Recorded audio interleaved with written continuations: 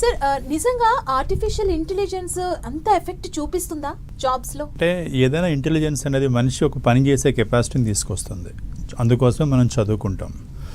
ఆ స్కిల్స్ ఏవైతే వచ్చాయో, ఆ పని ఏదైతే ఉందో, మన ముందు తరాల వాళ్ళు పనిచేస్తారు, మన తరాల వాళ్ళు పనిచేస్తారు, నెక్స్ట్ జనరేషన్ వాళ్ళు పనిచేస్తున్నారు.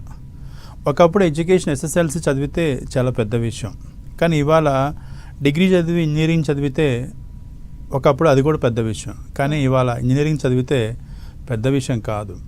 ఇంజనీరింగ్తో పాటుగా మీరు ఏఐని వాడుకొని మీతో పాటుగా తీసుకెళ్ళగలిగే శక్తి ఎంతవరకు తెచ్చుకోగలిగారు అన్నదాన్ని బట్టి భవిష్యత్తు అంతా ఉండబోతుంది. ఇక్కడ జరిగేది ఏంటంటే, కంప్యూటర్స్ వచ్చినప్పుడు మా జాబ్స్ పోతాయి అని ఒకప్పుడు అందరూ ఫీల్ అయ్యారు. బట్ కంప్యూటర్స్ వచ్చిన తర్వాత కొత్త జాబ్స్ క్రియేట్ అయ్యాయి. ఏమి పోతాయి అని చూస్తే, ఏవైతే పనులు పాతవి తక్కువ స్కిల్స్తో చేయాల్సిన అవసరం ఉన్నటువంటివి, రిపిటేషన్గా ఉండేటివి, రొటీన్గా ఉండేటువంటివి, అంటే మార్నింగ్ 9 to 5 ఆఫీస్కి వెళ్ళి వచ్చేటువంటి జాబ్స్, వాళ్ళు వచ్చినా రాకపోయినా ఎలాంటి ఇబ్బంది లేదనుకున్న జాబ్స్ ఇక ముందు ముందు ఉండవమ్మ. అవి ఎవరైనా కూడా వెళ్ళే వాళ్ళు అందరూ కూడా వాళ్ళ కంట్రిబ్యూషన్ ఏంటి, నేను లేకపోతే అక్కడ పని నడవదు అనేటువంటి జాబ్స్ ఏవైతే ఉంటాయో అవి మాత్రమే నిలబడతాయి.